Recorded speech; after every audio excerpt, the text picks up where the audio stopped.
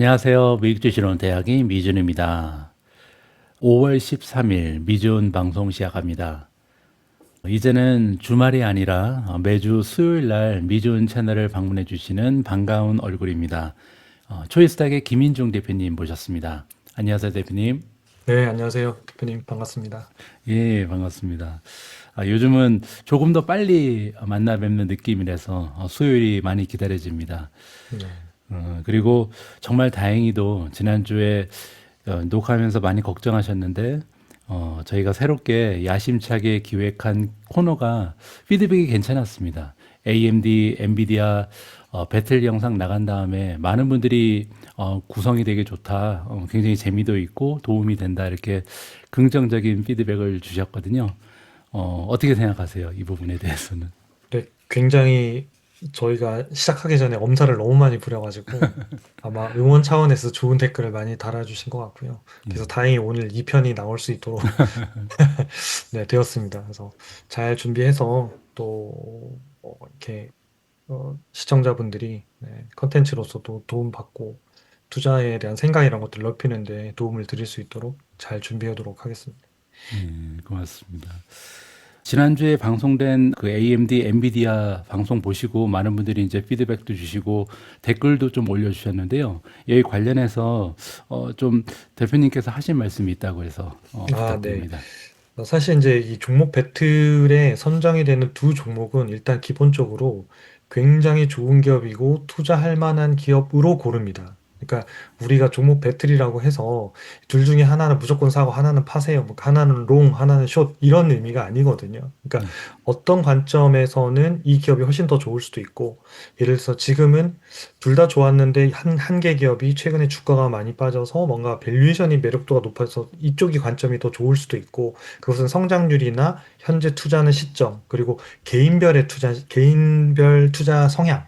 나는 리스크를 좀 감안하더라도 좀 더 업사이드 확 늘리면 좋겠다. 아래로도 많이 음, 움직이겠지만 이런 분들도 계시고 그런 스타일에 따라서 다른 거지. 그렇죠. 물론 이제 제가 개인적으로 생각하는 제 스타일에 맞는 것들은 조금 힘을 실어서 말씀을 드리긴 하겠습니다만은 이 두 개 중에 하나는 위너고 하나는 루저 이런 개념은 아니라는 거죠. 그러니까 둘 다 좋은 투자에 대한 대상 기업이 돼 내가 언제 투자하고 어떤 관점으로 투자하느냐에 따라서 A를 선택받을 수도 있고 B를 선택받을 수도 있다. 이렇게 말씀드릴 수 있겠고요. 이제 지난주에 말씀드린 이제 AMD하고 엔비디아 같은 경우에는 저희 초이스탁 내에 이제 이렇게 추천해드리는 리스트 코너에 있는데 사실 두 종목이 같이 다 있거든요. 예, AMD가 먼저 편입돼서 이미 꽤 오래 가지고 있었고, 엔비디아는 이제 편입한 지 한 2주 됐을까요?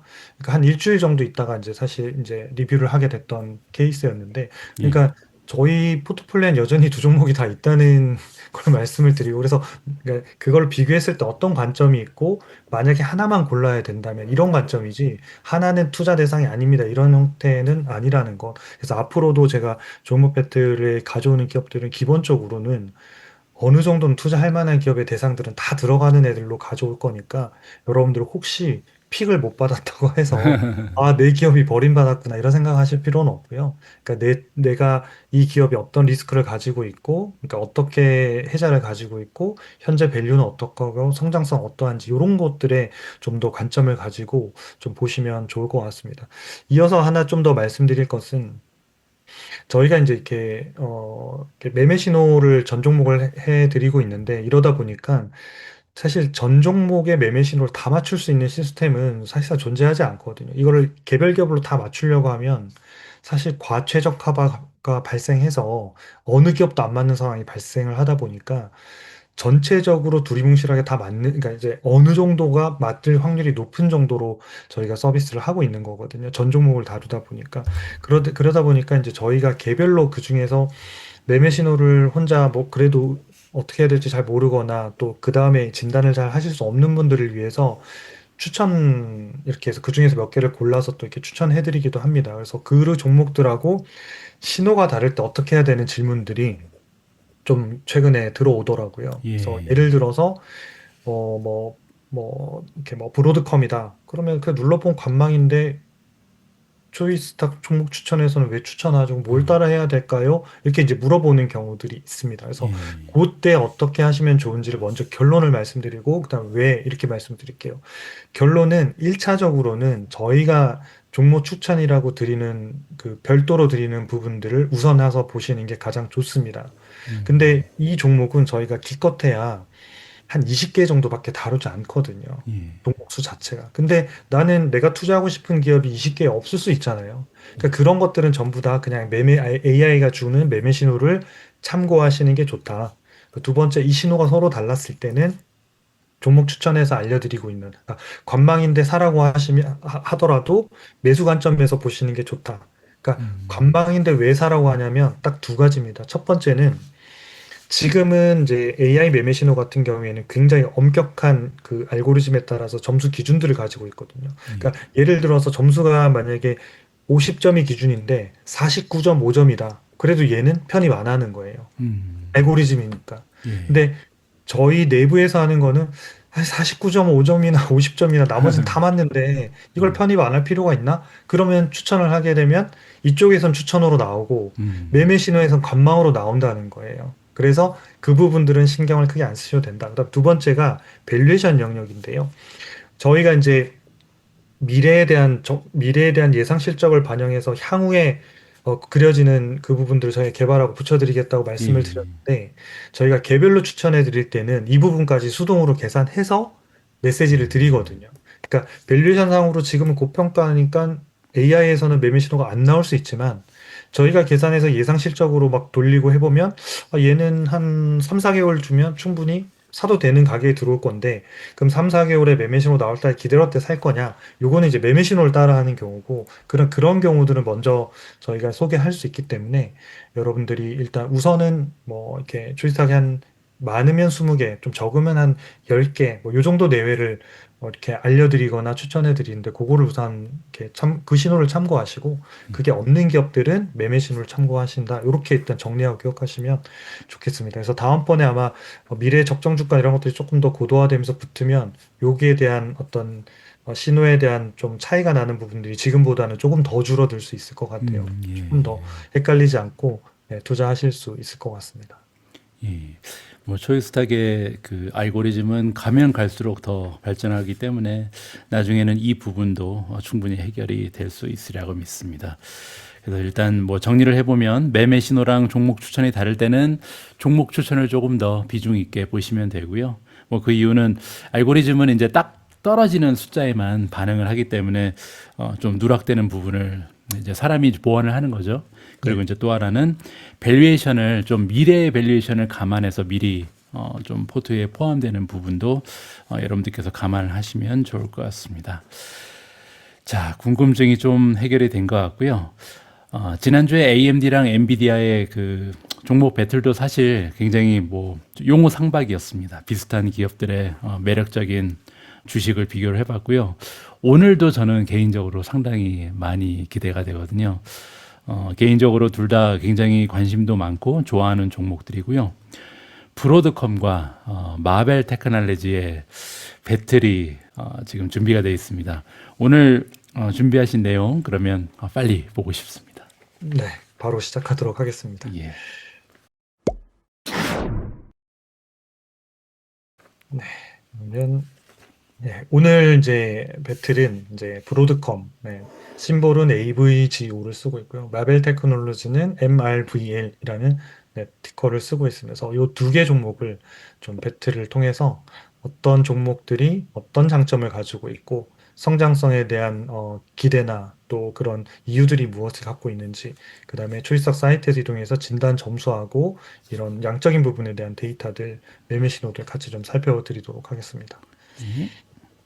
지난 시간에는 저희가 이제 GPU를 다룬 거거든요. 그래가지고 이제 엔비디아하고 AMD는 이제 CPU 쪽도 있습니다만은 두 개를 다뤘고, GPU가 우리가 AI에서 뇌를 담당한다. 그래서 브레인을 담당한다라고 본다면 오늘 다룰 이 마벨 테크놀로지하고 브로드컴은 이런 GPU 칩들이 잘 작동할 수 있도록 뭐 회로를 짠다든지 신호를 연결한다든지 이런 맞춤형 칩을 설계하고 있는 기업이 바로 브로드컴하고 마벨이라고 하는 기업입니다.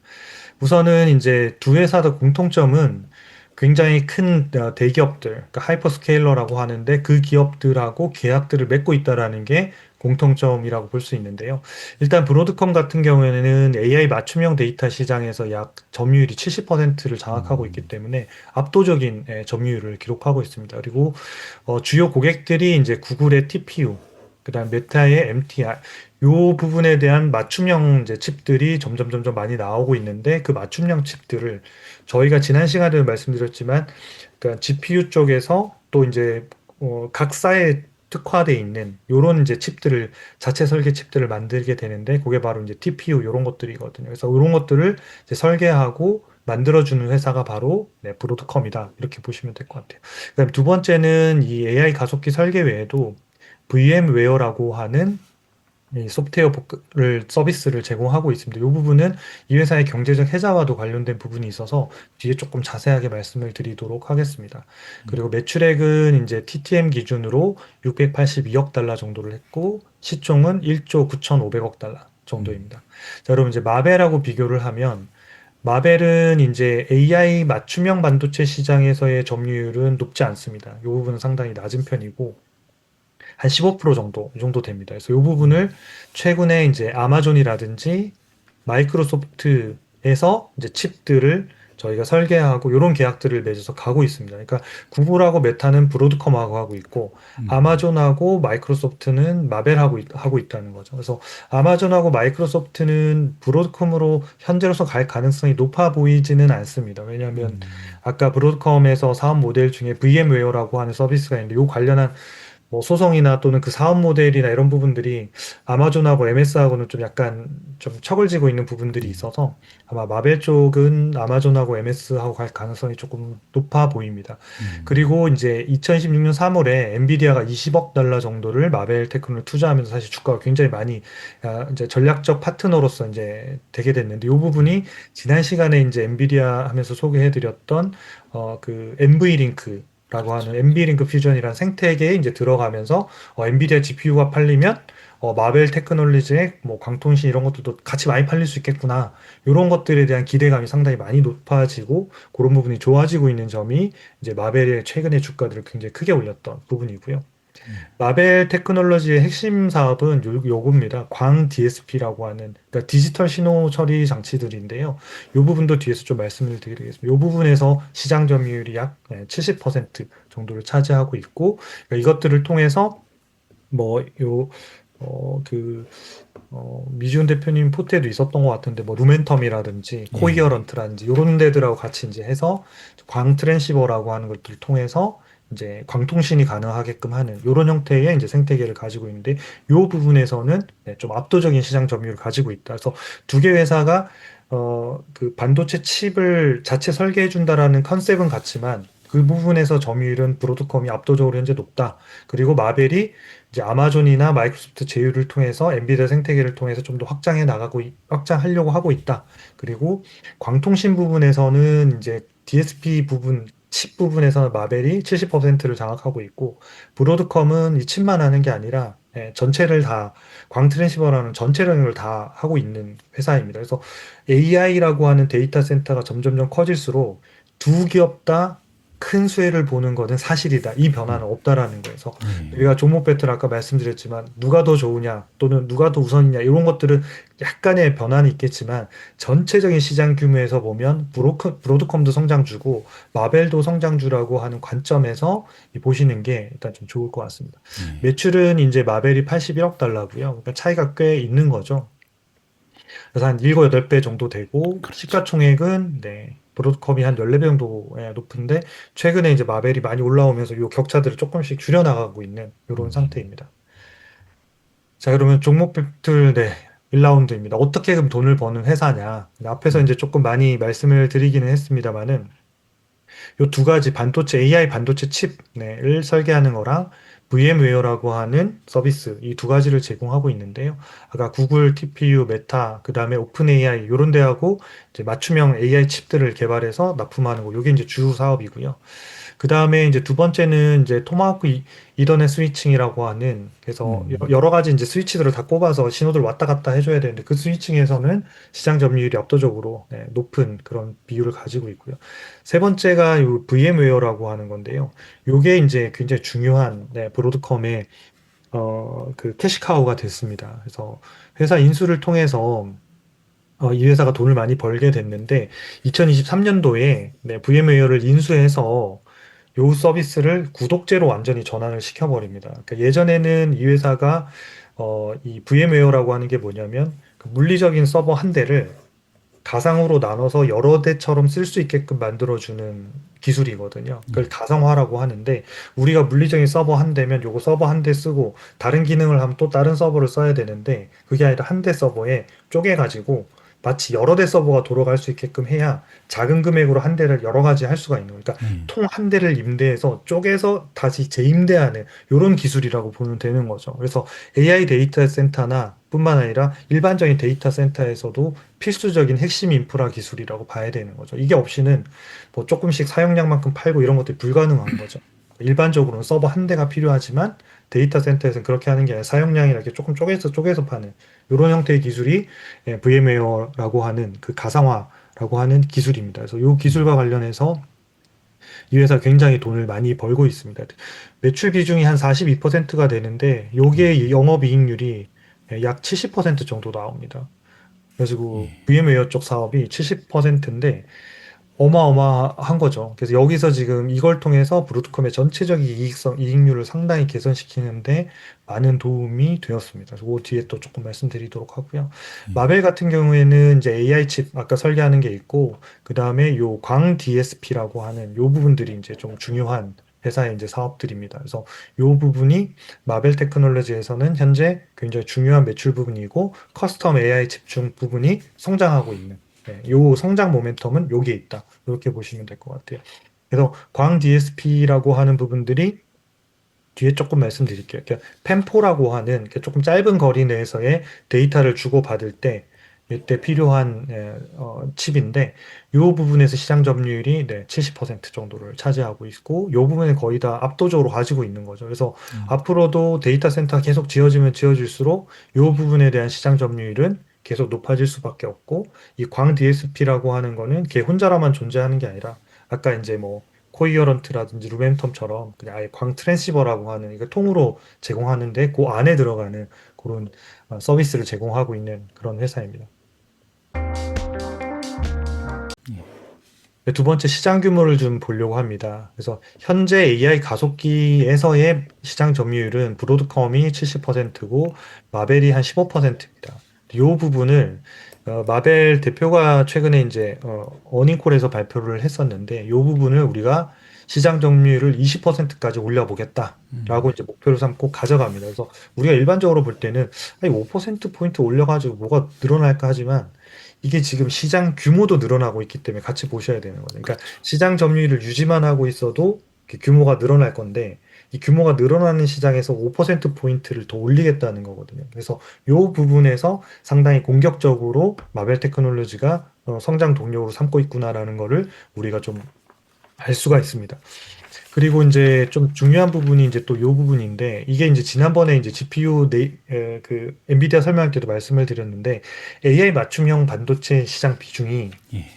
지금은 20%인데 이게 점점 맞춤형으로 비율이 높아질 거다. 그러니까 이런 예. 부분들이 그러니까 엔비디아 지금 현재 모델 안에서는 좀 뭔가 시장을 잠식할 수 있는 요인이 된다라고 이제 말씀을 드렸는데 이 부분의 확대가 어느 정도는 시장에서는 다 기정사실로 받아들이고 있는 상황이고 실제로 비율들이 계속 높아지고 있습니다. 그 얘기는 뭐냐면 AI 반도체 칩을 설계하고 그러니까 그 회사에 맞춤형으로 제공하는 시장들이 앞으로도 계속 커질 가능성이 매우 높다라는 거죠. 그러니까 그런 포지션에서 브로드컴이 사업을 시장 점유율을 70% 이상 하고 있다는 거는 굉장한 호재라고 봐야 되는 거죠. 그러니까 브로드컴의 이 점유율이나 매출에 대한 성장 부분들이 상당히 좀 뭐랄까 조금 더 이렇게 안정화 또는 뭐 이렇게 조금은 더 확실시된다 이렇게 볼 수 있겠습니다. 그래서 앞으로도 이쪽 성장 부분들은 상당히 많이 잡힐 가능성이 높다 이렇게 좀 음. 정리해 볼 수 있겠습니다. 예. 그 네. 그리고 이 세 번째가 이제 경제적 해자와 리스크 부분인데, 이 부분이 브로드컴한테는 좀 중요한 부분일 것 같아요.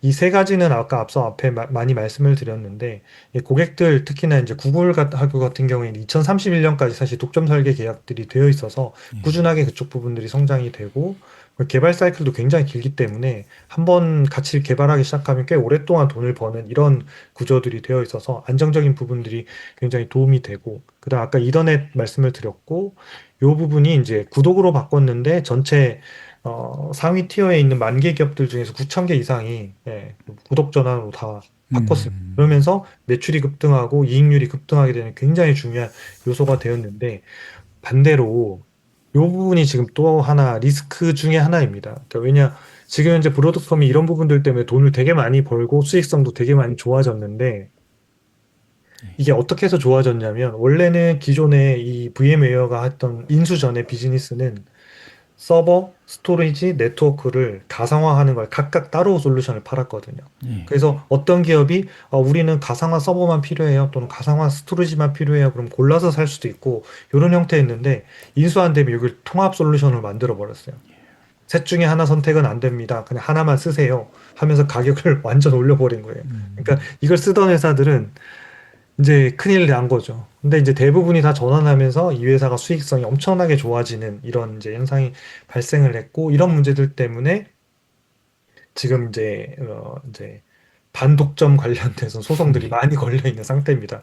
예. 얘네들이 약속과 다르게 사실상은 독점적으로 행위하면서 다른 대안 선택도 없다, 그러면서 지금 음. 여러 개 지금 소송들이 계속 진행이 되고 있어가지고, 뭐 합병 취소까지 가는 이슈는 없겠지만, 혹시라도 저런 것들을 이제 선택해서 팔 수 있게 해라라던가, 또는 반대로 그 외에 또 이제 중간에 이 재판매하는 그 회사들이 굉장히 많았거든요. 특히 유럽에. 음. 그러니까 이제 브로드컴하고 계약하고 자기네들이 가상화 서버를 만들어서 이제 또 서비스 업체에 제공하고 있는 음. 서비스를 다 없애버린 거예요. 예. 그래서 직거래만 거의 가능하게 하다 보니까 아. 요렇게 비즈니스 하던 유럽에 있는 많은 이런 네트워크 비즈니스 하는 회사들이 문을 닫게 됐던 거죠. 예. 그래서 이런 회사들도 역시 소송을 걸어서, 그래서 이 부분을 만약에 다시 할 수 있게 해달라 그럼 또 여러 가지 복잡한 이슈들이 있을 수 있는 게 바로 현재 브로드컴의 이제 리스크 중에 하나입니다. 그러니까 굉장히 강력한 해자이고 수익성이지만, 이런 부분들이 진행되고 있는 것들이 있기 때문에 뉴스나 이런 것들을 좀 꼼꼼히 보시면서 요 영향이나 이런 걸 체크해 보시는 게 좀 좋을 것 같고요. 그다음에 마벨 테크놀로지 같은 경우에는 이 두 개 회사를 전략적 파트너로 해서 AI 칩 설계의 매출 비중을 아까 시장 점유율 20%까지 올려보겠다, 그래서 그런 부분들까지는 충분히 가능하지 않을까 싶고요. 그 과정에서 성장률도 마벨도 꽤 많이 나올 가능성이 높다라는 점. 예. 그다음 엔비디아와 20억 달러 투자 받았다는 것, 그리고 광 DSP 시장에서 70% 독점하고 있다라는 분. 네, 리스크는 이제 아마존에 대한 의존도가 AI 칩 설계에서 굉장히 높다는 거. 그래서 예. 아마존이 갑자기 딴 생각을 하고 다른 데하고 한다던가, 아니면 우리도 그냥 해볼까 직접 뭐 이런다던가, 그런 부분에 대한 리스크가 좀 있다라는 거. 그리고 브로드컴에 비하면 이제 흑자로 전환한 지가 얼마 안 됐습니다. 이제 예. 흑자 전환해서 여전히 R&D 투자에 대한 돈들이 계속 들어가야 되는 입장이기 때문에 캐시플로우랑, 그러니까 R&D 여료로만 보면 브로드컴에 비하면 조금은 떨어지는 이런 부분들이 좀 하나의 리스크라고 볼 수 있겠고요. 마벨을 조금만 더 깊이 들어가서 우리가 살펴보자면, 아까 제가 그 광통신 부분에서 그 펜포라고 이렇게 말씀을 드렸었는데, 이 광통신이라고 하는 게 지금 한국에도 진짜 광자만 들어가면 주가가 매일 20%씩 오른다고 싶을 정도로 그래요? 와, 정말 너무 대단하다 싶거든요. 예. 한국에도 광자가 들어간 회사들이 몇 개 있거든요. 그래서 와, 이 주가는 진짜 이거 미국에서 주가하고 비교할 수 없을 만큼 지금 빠른 속도로 지금 오르고 있는데, 그 예. 회사들이 과연 이런 기업에 탑재를 할 수 있나는 저는 사실 모르겠어요. 모르겠지만 음. 어쨌든 굉장히 성장하고 있는 부분은 맞는데, 그러면 광통신이 왜 성장하고 있느냐, 이걸 우리가 좀 볼 필요가 있는데, 데이터 센터에는 일단은 뭐 수만 개 AI 칩들이 있다 보니까 여기 이제 정기적인 신호를 주고받아야 되는데, 예전에는 이걸 전기 신호를 이제 주고받았는데, 예. 이게 양이 많아지다 보니까 전기 0, 1로 신호를 주고받기에는 이제 병목 현상이 계속 발생하는 겁니다. 그래서 요걸 해소하기 위해서 빛으로 우리 쏘자. 빛의 예. 속도로 쏘면서 빨리 처리하자. 그래서 이제 요게 이제 빛으로 가는 게 광통신인데, 이 광통신 시대의 문제는 뭐냐면 이렇게 컴퓨팅을 하는 애들은 전기 신호고 서로 날려보내는 광인데 광을 전기 신호로 바꿔주는 작업을 누군가 해야 되는 겁니다. 그렇죠. 그러니까 광을 광으로 받을 수는 없으니까. 예. 그래서 이 쉽게 얘기하면 번역기가 하나 필요한 거거든요. 그러니까 우리가 뭐 예를 들어서 뭐 우리가 전혀 모르는 나라 뭐 예를 들어서 뭐 다른 나라의 언어학 막 소통하려고 하면 바로 소통이 어렵잖아요. 그러면 뭐 구글 트랜스레이터 켜가지고 뭐 이렇게 말하고 보여주고 하듯이 요 번역기가 하나 필요하다는 거죠. 광 신호를 전기 신호로 바꾸거나 전기 신호를 광 신호로 바꿔서 보내주거나 하는 요 중간 단계에 있는 예. 번역기가 필요한데, 그러니까 그 번역기 전체가 우리 트랜시버라고 하고 있는 이게 음. 번역기 개념을 하고 있는 거고, 예. 이 번역기에서 가장 핵심 두뇌 역할을 하고 있는 게 바로 이 DSP라고 하는, 네, 이 음. 마벨 테크놀로지가 만들고 있는 이 DSP 칩이라고 하는 게, 물론 브로드컴도 만듭니다. 만들어서 브로드컴은 이거 전체를 다 하는 거고, 마벨 테크놀로지는 이 트랜시버 안에서 이쪽 부분을 담당하는 DSP 칩을 주로 만들고 있습니다. 그래서 이 부분에서는, 네, 데이터 센터 내부에서의 이런 광으로 보내는 것들은, 네, 마벨이 지금 압도적으로, 네, 하고 있고, 브로드컴은 15% 정도 하고 있는데, 이 15%는 결국은 본인들이 자체로 만들고 있는 트랜스시버에 본인들의 칩을 탑재하고 있는 비율이라고 보시면 되고, 이 예. 부분이 브로드컴이 트랜시버가 전체가 커지면 아마 같이 커지는 형태가 아마 될 것 같고, 음. 그 다음에 지금 여기 코이어런트랑 루멘텀 같은 경우에는 요 트랜시버 완성품에서의 선두주자인데, 요 회사들은 이제 이런 마벨의 칩을 사서 그 안에다 탑재해서 전체 트랜시버를 만들어서 가는 거고, 이 회사들도 장기적으로는 우리도 수익성을 높이기 위해서 DSP를 할까? 이럴 가능성도 있는 거죠. 그렇죠. 그 부분들이. 그게 음. 마벨한테는 리스크가 될 거고, 반대로 마벨은 우리도 이번 기회에 트랜시버를 해봐. 뭐 이런 음. 것들도 아마 서로 간의 시장이 커지면 커질수록 서로 도전할 수 있는 영역으로 예. 남아있는 부분인 것 같은데, 현재로서는 브로드컴이 완성품으로서 하나 존재하고 있고, 코이런트와 루멘텀이 DSP를 사서 트랜시버를 하고 있고, 그 안에 이제 저기 DSP 칩을 마벨이 하고 있다. 이렇게 보시면 일단 되실 것 같고, 그래서 이 광통신 부분이 앞으로도 AI 데이터센터 정보량이 많은 데들은 어차피 다 광통신으로 가야 되기 때문에 예. 여기에 대한 시장 규모들은 계속 커질 수밖에 없기 때문에 뭐 코이어런트나 루멘텀이나 이런 회사들도 성장 동력이 상당히 많이 남아있는 이 밸류 체인에서 보시는 게 좀 중요하지 않을까 이렇게 생각이 듭니다. 그래서 정리를 해드리면 엔비디아 GPU가 팔리면 요 마벨의 DSP 칩도 계속 많이 팔릴 수밖에 없다. 서로 간에 신호를 주고받아야 되는 데 있어서 트랜시버는 상당히 굉장히 중요한 기능을 하고 있고, 그 안에 이제 핵심 칩이 바로 이 번역할 때 그 핵심 칩이 지금 DSP라고 하는 마벨 테크놀로지가 만드는 회사기 때문에, 저 예. 서비스이기 때문에 그 부분들이 굉장히 주목받고 있다. 이렇게 정리할 수 있겠습니다. 네, 최근 1년간 이제 주가 등락률을 조금 비교해 보면, 네, 1년 동안 마벨이 155%, 브로드컴이 한 90% 정도 올랐거든요. 근데 예. 사실은 브로드컴이 계속 이렇게 좀 높았어요. 위로 이렇게 예. 성장 보면 예. 높다가 최근에 지금 이 마벨이 역전됐죠. 급등하면서 지금 이게 수익률이 바뀐 케이스거든요. 예. 그러니까 급등하고 있는 저 영역들이 뭐 아까 엔비디아가 투자한 건도 있고 자체 칩을 갖다가 설계하면서 이제 아마존 이런 데 확대되는 이런 부분들이 계속 나오다 보니까 그 성장에 대한 기대감으로 굉장히 많이 올라가 있습니다. 그래서 지금은 이렇게 좀 벌어져 있는데 과연 이제 앞으로도 계속 이럴 것이냐, 아니면 마벨이 저기 브로드컴이 더 치고 나갈 것이냐, 이런 음. 부분들은 또 현재의 실적, 그다음에 예상 실적, 그다음에 밸류에이션 또는 이런 것들이 굉장히 좀 중요할 것 같습니다. 그래서 이 부분은 저희 초이스탁 사이트로 좀 이동해서 실제 데이터를 좀 보면서 말씀을 드리도록 하겠습니다. 예. 좋습니다.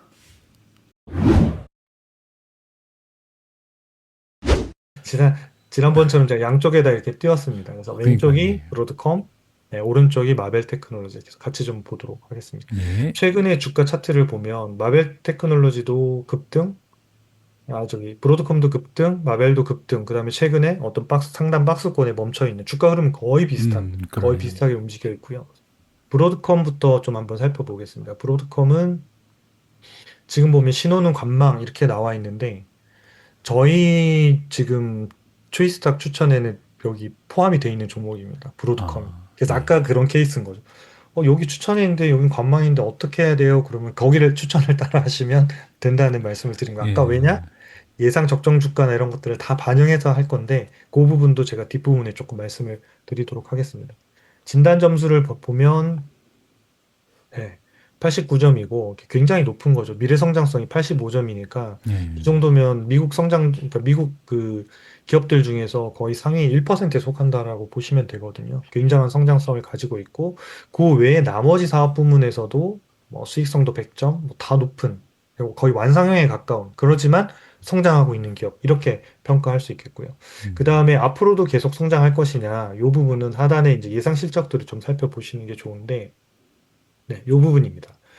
얘는 이제 11월 달에 네, 11월 달에 이 결산 법인인데, 요 11월 달에 데이터를 보면 올해 예상 이렇게 연간 단위로 제가 좀 보겠습니다. 그러면 예. 매출액이 올해 63% 정도 음. 성장하거든요. 그러니까 굉장한 거죠. 그렇죠. 굉장한 거고. 그 다음 연도가 51%. 음. 그러니까 한 2년 정도 앞으로 연평균 5, 60%에 가까운 매출 성장률을 보인다는 거는 예. 굉장한 거거든요. 예. 그러니까 아까 말씀드린 리스크 부분만 발생하지 않을 경우에는 이 브로드컴의 매출과 실적이 상당히 좋아질 그런 그 성장할 수 있는 이런 모멘텀을 가지고 있는 예. 기업이다 이렇게 볼 수 있겠고요. 내후년에도 27% 정도 됩니다. 그 다음에 EPS를 보니까 올해 85%. 네, 굉장하죠. 올해 예. 85%니까. 네. 그리고 작년이 287%였거든요. 그리고 올해 85%. 물론 이제 이거는 인수하면서 점핑한 게 있습니다. VM웨어 예. 인수하면서 점핑한 건 있는데, 그 다음에 68%. 그 예. 다음이 26%. 그러니까 이익도 역시 마찬가지 2027년도 말까지는 아직도 한 1년 반 이상 남았잖아요. 그 예. 정도까지는 매출과 EPS가 연평균 한 5, 60% 오를 수 있는 굉장한 성장력을 갖고 있는 기업이다. 그래서 이런 기업들은 사실 주가가 조정을 받거나 이러면 언제든지 좋은 타이밍에 사서 편입해야 되는 기업의 유형에 속한다고 생각합니다. 그래서 향후의 예상도 굉장히 좋구나 이렇게 볼 수 있겠고요. 그 다음에 두 번째가 밸류에이션을 좀 우리가 살펴봐야 되는데 네, 밸류에이션은 지금 이 상태로 보면 매우 고평가 이렇게 지금 나오고 있거든요. 예. 그래서 아까 AI 매매 신호에서는 얘가 매매 신호가 안 나오고 있는 그런 상황입니다. 그러니까 여기서 이미 비싼 가격까지 올라가서 최근에 조정받다 다시 올라가서 지금 이만큼 점핑해 있는 상태거든요. 근데 브로드컴의 그래서 향후 예상 실적을 감안했을 때 요 이후에 어떻게 될 건지 저희가 요 이후에 어떻게 될 건지를 이렇게 6개월 정도를 저희가 그리는 걸 지금 계속 화면이랑 데이터를 개발하고 있거든요. 예. 그래서 데이터를 개발하는 거는 지금도 수동으로 다 계산할 수는 있는 건데 이걸 어떻게 자동화해서 케이스별로 처리할 건지에 대한 알고리즘을 붙여서 검증을 하고 있는 상태입니다. 그래서 뭐 여러분들 어쨌든 하여튼 오랜 시간이 되지 않게 저 부분 보실 수 있도록 음. 작업하도록 하겠습니다. 그래서 이 부분을 제가 미리 계산을 해왔는데 예. 올해 아까 연말 기준 11월 달 기준으로 계산하면 요 가격이 대략 이렇게 가운데 있다라는 게 적정가라고 제시해드렸던 요 가격 말하는 요 가격. 예. 요 가격이 375달러까지 올라옵니다. 요 가격이. 가운데 가. 요 예. 가운데 가격이 이렇게 올라온다는 거죠. 어. 그러면 요 위에 있는 음영이나 이런 영역이 여기까지 다 칠해진다는 거거든요. 그렇죠. 그러면 지금 브로드컴 주가가 매우 고평가지만 사실상 조금만 조정받으면 이미 사도 되는 가격, 즉 올해 예상 실적만 반영해도 그렇다는 거죠. 예. 근데 내년도에도 이 회사가 EPS가 67%가 성장하거든요. 음. 그 비율로 계산해 보면 대략 600달러 정도, 620달러 정도 수준이 나옵니다. 음. 그게 가운데 가격, 예. 고평가 가격이 아니고. 그래서 음. 그 범위를 넘어갈 가능성이 상당히 높다 이렇게 보고 있습니다. 그래서 이런 회사들은 좀 조정을 받거나 그런 경우들이 발생하면 충분히 사볼 만하다. 지금은 밸류에이션이 매우 고평가로 나오지만 예상 실적을 반영했을 때는 충분히 사볼 만한 가격에 들어와 있다. 이렇게 돼 있습니다. 그래서 저희도 이제 추천해서 미리 이 부분들을 설명을 드렸던 이유가 이런 정도 가격이면 비싼 것 같지만 사실상은 비싸지 않다라고 봤기 때문에 저희가 이 기업을 소개해 드렸던 거거든요. 예. 밸류에이션은 네, 그런 상태고 수급 데이터로 좀 보시면 이 브로드컴도 꽤 많이 조정을 받았었거든요. 브로드컴, 뭐 오라클, 뭐 다 조정을 많이 받았었는데 이렇게 받다가 요 시점에 보면 이제 다 이제 정배열로 다 전환을 하거든요. 그게 보통 4월 10일 정도 되는 구간에 다 전환합니다. 그래서 요 시점부터는 진단 점수는 굉장히 좋았고요. 상위 1%에 속하니까. 밸류에이션은 미래 적정 주가를 반영했을 때, 이 정도면 충분히 괜찮다. 아까 제가 350달러라고 했는데 지금 요 5일선이 350달러 정도 수준이잖아요. 예. 그럼 그 얘기면 적정가 사이에 거래됐었다 이런 얘기가 되는 거거든요. 음. 그래서 예상 부분을 붙여드리면 훨씬 더 이 부분을 판단하고 이해하신다면 훨씬 더 직관적으로 도움을 받으실 수 있을 것 같아요. 그래서 이 부분들 보시고 그래서 지금도 뭐 단기든 중기든 다 이렇게 좋은 신호가 나와서 수급적으로도 굉장히 탄탄한 이런 움직임을 가지고 있다. 이렇게 브로드컴은 우리가 해석할 수 있겠고요. 반면에 이제 또 마벨 테크놀로지는 주가가 최근 1년 동안에는 얘가 뭐 엄청나게 많이 올랐죠. 근데 많이 올랐는데 예. 최근에 이렇게 급등한 케이스거든요. 그래서 6개월 동안에 90%, 3개월 동안에 110%니까 사실상 3개월 안에 주가가 다 오른 거거든요. 그렇죠. 그럼 여기에서 얘는 이제 매매 신호를 보면 현재 보유 상태로 나옵니다. 그럼 얘가 매수 신호가 나왔다는 건데, 그러니까 매수 신호를 보면 이 회사가 어, 여기 보시면 엄청나게 많이 헤맸죠. 이 매매 신호가. 그러네요. 예. 샀다 팔았다. 메타에서 또 시장이 안 가. 아니네. 그럼 또 팔았다가 가는 거 맞는 것 같은데요. AI는 그냥 기준에 맞춰서 하는 거거든요. 예. 가는 게 확실해. 그럼 사고. 아니네. 그럼 팔고. 이런 거지. 우리는 이 기간을 다 버텨봐. 올라갈 거니까 이런 기준을 하진 않거든요. 그러니까 시장의 인풋이 바뀌면 기계는 아웃풋을 바꿉니다. 예. 우리는 안 바꾸는 거고. 그래서 마지막에 다행히, 그러니까 요때는 다 아마 손실을 봤을 거예요. 조금만 손절들을 당했을 것 같고요. 다행히 요때 이제 매수 신호가 발생하면서 그 이후에는 요런 박스권이 아니고 쭉 상승하면서 지금 이 수익률이 지금 나오고 있는 이런 이제 구간들이거든요. 그래서 내용을 봤더니 이제 여기가 매매 신호가 여기 보면 이제 90달러에 3월 12일 날 나왔네요. 3월 12일 날 나와서 현재 82% 정도 올라와 있거든요. 근데 그 전에 보면 여기 보시면 마이너스 13% 손실을 볼 때도 있었거든요. 근데 이것도 원래 보면 아니 87달러에 사서 그냥 안 팔, 계속 가지고 있으면 더 좋은 거 아니에요? 라고 이제 얘기하는 이거는 결론적으로 그런 거죠. 지나봤던. 근데 이게 75달러에 멈췄을지 이게 50달러까지 갈지 알 수는 없는 거거든요. 그래서 우리는 팔자. 팔고 더 비싸게 사더라도 모멘텀이 확실히 살아났을 때 사는 게 실제로 수익률을 달성할 수 있는 기간을 좀 줄여주는데 도움을 주기 때문에 그렇게 돼 있습니다. 그래서 실제로 얘가 수익률이 한번 날 때 보면 42% 이렇게 80% 크게 나기 때문에 그러니까 이제 요 요런 것들도 잘 따라 하셔야 좀 도움이 아마 되실 것 같습니다. 그래서 현재 매매 신호는 잘 나왔고 현재 보유 중인 상태입니다. 그럼 진단 점수를 좀 볼 텐데 아까 브로드컴하고 굉장히 다릅니다. 다른 이유가 뭐냐면 성장성으로만 보면 일단 브로드컴보다는 점수를 덜 받았어요. 그러네요. 네, 덜 받았는데 제가 지금 그림을 하나 그려드릴 건데 여기 보면 연하게 이렇게 지금 그려져 있는 그림이 하나 있습니다. 여기 뒤에 이렇게 아, 색깔이 예. 있는데 아마 여러분들 핸드폰이나 요 앱에서 보시면 초이스탁 앱에서 보시면 자세히 그 색깔이 좀 구분이 되실 거예요. 밑에 표시되어 있는 게 작년 값입니다. 음. 1년 전 값. 그럼 그 얘기는 뭐냐면 마벨테크로 1년 동안 재무 안정성과 수익성과 독점력과 성장성이 다 개선시켜 왔구나라는 거를 알 수 있는 거죠. 예. 그러니까 마벨 테크놀로지 1년 전만 해도 이게 투자해야 되나 말아야 되냐라고 했지만 제가 요 얘기도 드렸을 거예요. 요렇게 그려지면 요게 예. 초성장주입니다라고 제가 맞아요.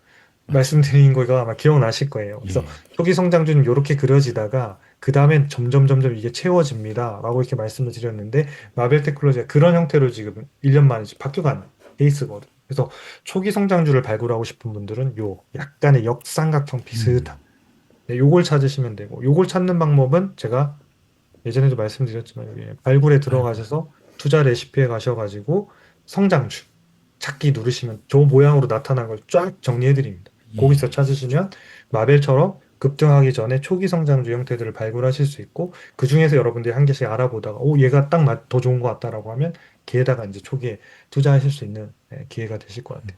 그래서 요 기업이 상당히 지금 좋은 형태로 가고 있고 1년 전하고 비교해 봐도 44점에서 72점까지 올라왔고 성장성은 지금 과거 50점하고 똑같은 형태고 수익성이 많이 좋았었어요. 그러니까 적자에서 완전히 지금 이제 마진들이 엄청나게 높아지고 있는 구조로 가면서 수익성도 좋아지고 이익의 규모도 좋아지고 있는 이런 이제 구조가 바로 네, 마벨 테크놀로지다. 그래서 좋은 기업이다. 충분히 이렇게 볼 수 있고요.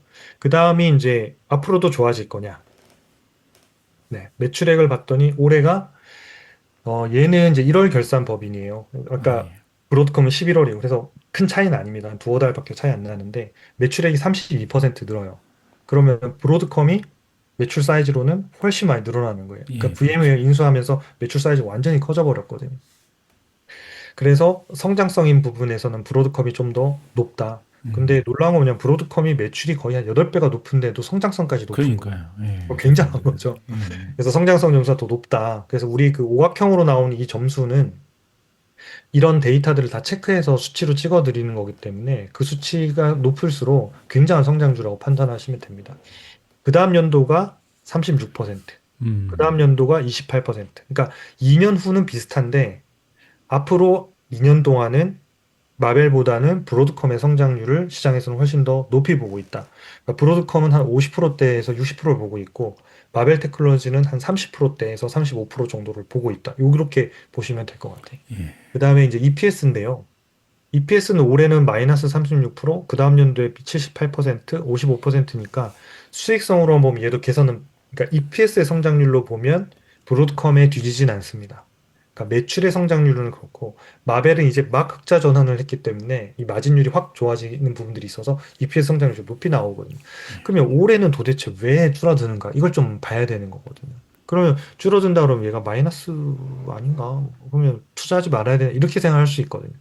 그러면 우리가 제가 미주초에서 좀 공부할 때 많이 말씀드렸지만 이게 딱 봤을 때 좀 이상한데? 라는 감이 오면 이렇게 재무제표를 잘 아는 거거든요. 어떤 분들이 미주초 이제 끝났어요라고 저희 그 채널톡에 문의를 주신 분이 있더라고요. 되게 그래요. 아쉬움을 표시하면서 제가 끝나지 않았습니다. 끝나지 않았고 어, 몇 개 더 제가 좀 알려드리거나 해야 될 것들이 있다고 생각하는데 제가 요 시간들 통해서 이렇게 가끔 이렇게 뭔가 공부해야 되는 시간이 있으면 배틀 외에도 이렇게 한 번씩 섞어가면서 여러분들한테 음. 계속 좀 말씀을 드리도록 하겠습니다.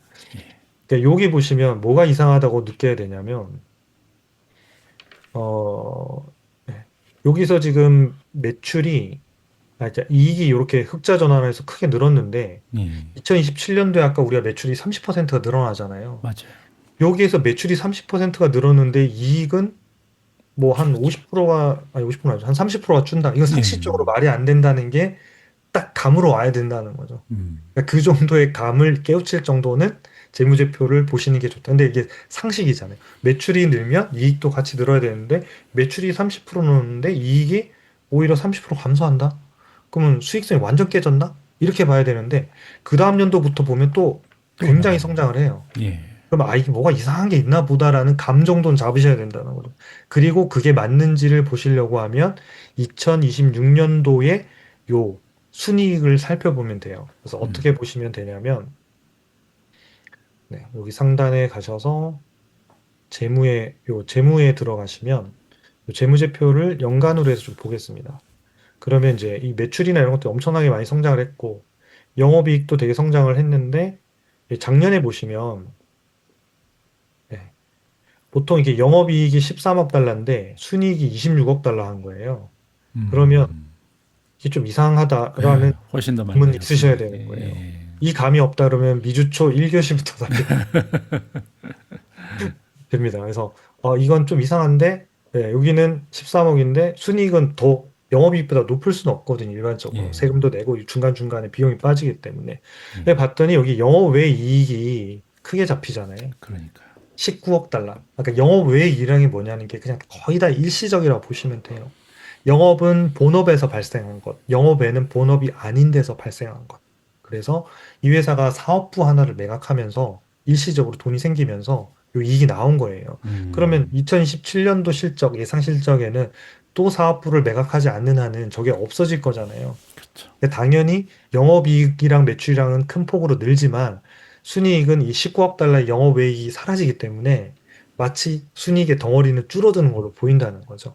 근데 이걸 우리가 순이익이 30%나 빠지는데 투자하면 안 되는 거예요? 이러면 기업을 아예 모르는 얘기가 되는 거예요. 우리가 기업의 스토리도 있지만 기업의 숫자도 있는 거거든요. 그래서 이 부분들은 요걸 덜어내고 봐야 되겠구나.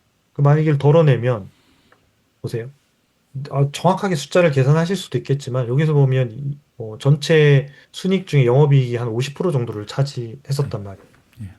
그러면 영업의 이익이 거의 50% 가까이 뭔가를 차지하고 있었다는 얘기거든. 그러면 아까 앞서 있는 EPS 값이 원래는 훨씬 더 작아야 되는 그렇죠.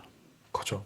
그러니까 네, 요 음. EPS가 1.3달러 이렇게 돼야 되는 거예요. 예, 예. 다 날려버리면. 그래서 요거가 좀 자세하게 보실 분들은 이렇게 요걸 우리가 요런 걸 조정해준 이익을 non-GAAP이라고 하죠.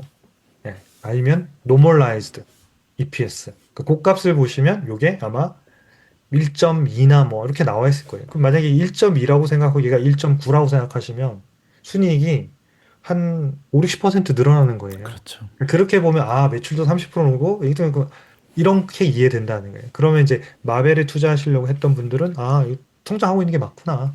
문제가 없구나. 이렇게 판단하시면 된다는 거죠. 그래서 성장 부분에서도 큰 문제는 없다. 그다음에 두 번째 밸류에이션 부분인데 네. 밸류에이션은 마벨이 과거에 최근 1년 동안 이렇게 저평가된 것들이 계속 존재했었어요. 이게. 매우 저평가도 예, 있었고. 예. 최근에 급등하면서 고평가로 올라간 거지. 음. 그전에는 네, 매우 저평가랑 고평가로 왔다 갔다 했던 기업이었죠. 그래서 얘는 이렇게 수급이 좋아지면서 신호가 일찍 나와서 지금까지 계속 보유하고 있는 상태고.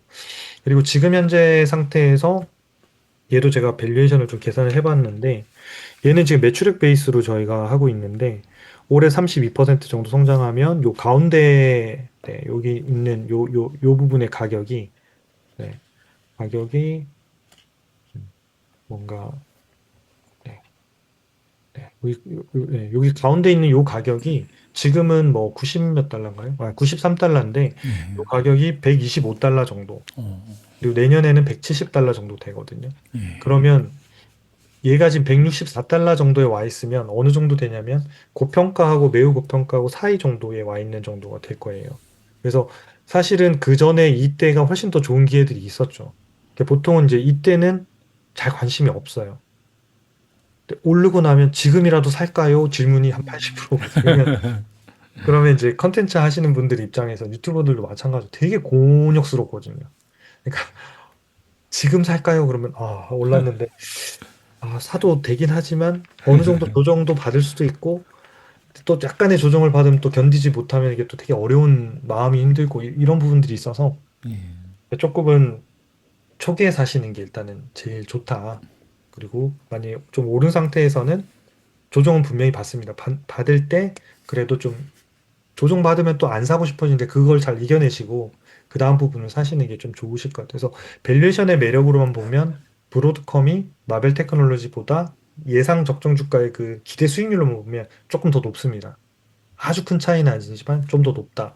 근데 이게 2년, 3년치까지 다 땡기면 성장률이 이 브로드컴이 더 높기 때문에 기대 수익률이 브로드컴이 더 아마 올라가기 시작할 거예요. 그러니까 1년 사이에서는 큰 차이가 아니지만 2년, 3년 후에 예상 실적을 가지고 밸류에이션을 해보면 브로드컴의 올라가는 그 속도가 마벨보다는 상대적으로 더 높아서 현재 둘 다 고평가로 나오지만 밸류에이션의 매력은 상대적으로 브로드컴이 조금 더 높다. 이렇게 좀 판단할 수 있을 것 같습니다.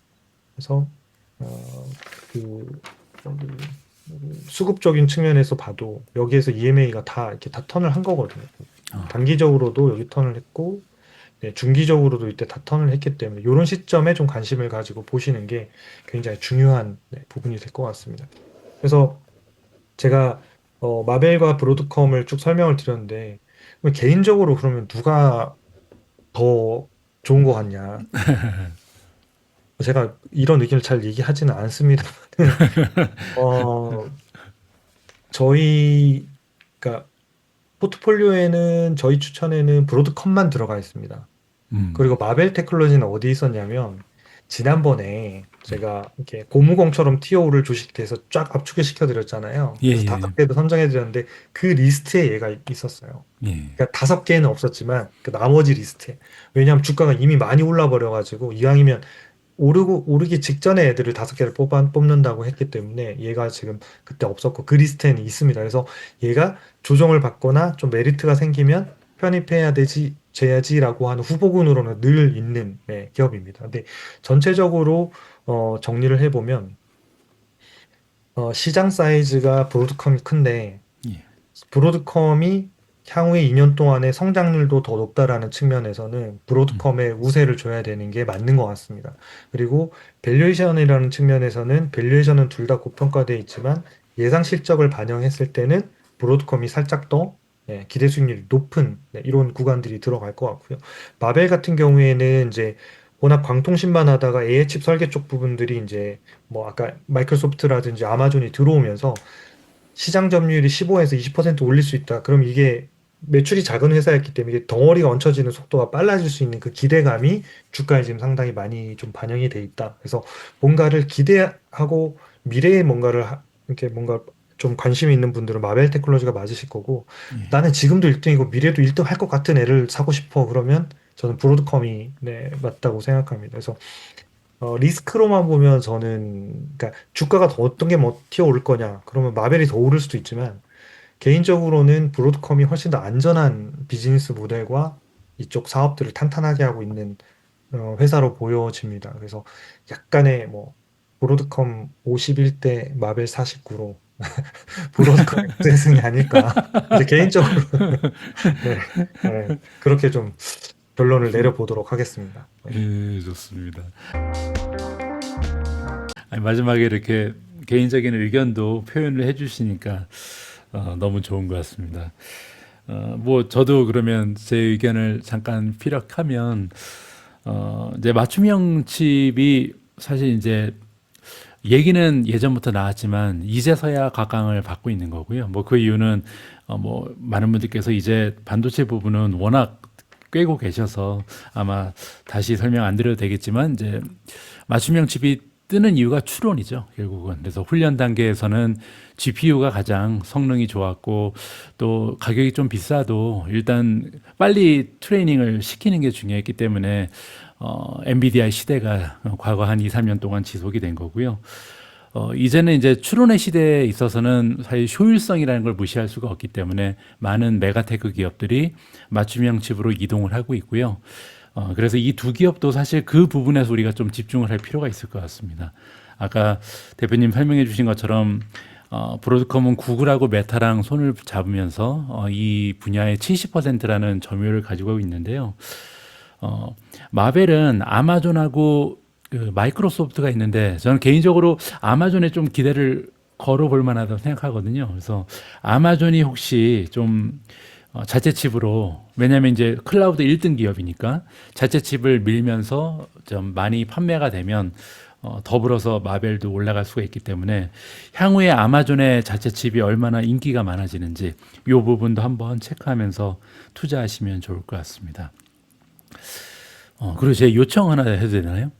네, 오늘 네, 오늘 그 배틀을 보면서 아까 잠깐 그 광통신 얘기 나오면서 코이런트랑 루멘텀이 나왔잖아요. 네. 이 두 기업도 한번 비교를 하면 재밌을 것 같아요. 그래서 대표님이 제일 잘 알고 계시는 거 아닌가요? 예, 아니 근데 대표님의 의견도 제가 너무 궁금하니까요. 네, 그래서 알겠습니다. 그럼 한번 예, 준비해 보도록 하겠습니다. 좀 부담이 되실 수 있겠지만 네, 왜냐하면 요즘에 이제 사실 가장 많은 관심을 받는 게 메모리랑 광통신이기 때문에 네, 이 부분에 대해서 다음에 또 주식 배틀 하면 많은 분들의 관심을 또 우리 김인준 대표님의 강의가 독차지할 수 있을 것 같습니다. 좀 부탁을 좀 드리겠습니다. 혹시 다른 배틀 준비하고 계셨던 건 아닌가요? 아니면 저는 하루살이라서 이제 날짜가 다가오면 한 3일 전부터 막 이제 입이 바짝바짝 마르면서 야, 뭐 그러세요? 어떤 종목을 해야 될까 뭐 고민하면서 하고 아, 있습니다. 그러세요? 저도 옛날에 학창 시절 때 그 벼락치기라 그러죠? 네, 그거를 되게 잘하는 스타일이었는데 비슷하신가 봅니다. 한 2, 3일 전에 되면 막 신경이 막 곤두섭니다. 막 곤두서가지고 막 그래서 집중력이 올라가고. 네, 네, 맞습니다. 좋습니다. 그러면 뭐 나중에 사정이 여의치 않으면 바뀔 수도 있겠지만 일단은 다음 주는 네, 광통신의 수혜주 코히런트 그리고 루멘텀의 투자 매력을 한번 비교해 보면 좋을 것 같습니다. 좋았습니다. 오늘 브로드컴 마벨도 사실 미준 탑픽에 모두 포함이 되어 있기 때문에 많은 분들의 관심이 집중됐을 것 같고요. 마지막에 개인적인 투자 의견도 공유해 주셔서 많은 도움이 된 것 같습니다. 아무쪼록 브로드컴이 앞으로 마벨의 수익률을 넘어서기를 개인적으로 좀 바람해 보고요. 예, 오늘 방송도 고생 많이 하셨습니다, 대표님. 아닙니다. 항상 40분 안에는 끝내려고 하는데 하다 보면 거의 1시간이 돼서 제가 말이 너무 많은 거 아닌가 이런 생각이 듭니다. 아유, 어쨌든 아니에요. 시청해 주셔서 감사합니다. 네. 예, 아마 이 초이스탁 김인준 대표님도 그렇고 저도 방송이 좀 긴 편이잖아요. 그래서 미중과 관련된 영상의 하나의 특징으로 우리가 우리 셀링 포인트로 삼았으면 좋겠습니다. 네. 어, 조용하고 다른 졸리면서 네. 제대로 자장가, 보면 좋은 방송 뭐 이런 거. 예, 뭐로 자장가로 이용할 수도 네. 있고. 네. 네, 좋습니다. 예, 그러면 다음 주에 광통신 비교 또 주식 배틀 기대하면서 오늘 방송 마무리하도록 하겠습니다. 네. 예, 그러면 행복한 저녁 시간 보내시고요. 네, 고맙습니다. 예, 감사합니다.